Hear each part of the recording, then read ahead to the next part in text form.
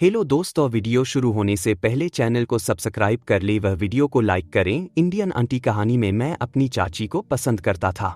एक बार मैंने उन्हें बाथरूम से निकलती देखा तो हम आपस में खुलने लगे। आखिर हम दोनों ने कैसे किया? मेरा नाम हिमांशु गुप्ता है। मैं कानपुर जिला उत्तर प्रदेश राज्य में रहता हूँ।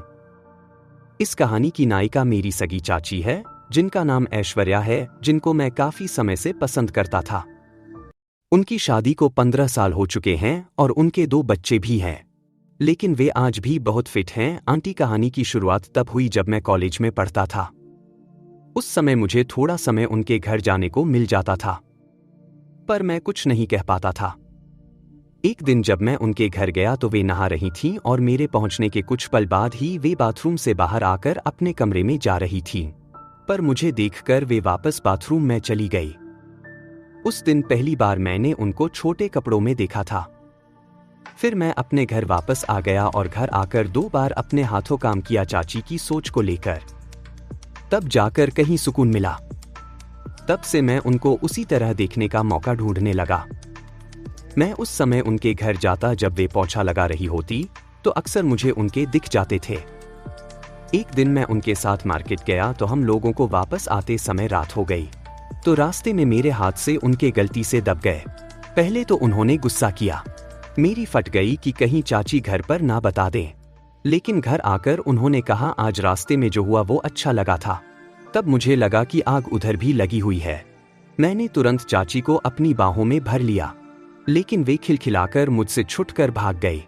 मैंने भागकर उन्हें दबोचा और उनकी को खूब सहलाया मसला। इसके बाद चाची ने मुझे जाने को कहा, क्योंकि यह पहली बार था और वे थोड़ी शर्मा रही थी, झिझक रही थी। अब जब भी मौका मिलता हम लोग कर ले रहे थे, पर अभी उनके साथ पूरा करने का मौका नहीं मिल पा रहा था, क्योंकि सभी लोग घर पर ही रहते थे। हम लोगों का बिजनेस है घर पर ही, जिस कारण चाचा पापा भी घर पर ही रहा करते हैं। हम लोगों को करने की जगह और मौका नहीं मिल पाया था। एक दिन सभी लोगों को एक शादी में जाना था, लेकिन मेरी तबीयत सही नहीं थी तो मैंने मना कर दिया और मेरी देख रेख के बहाने से मेरी चाची भी नहीं गई।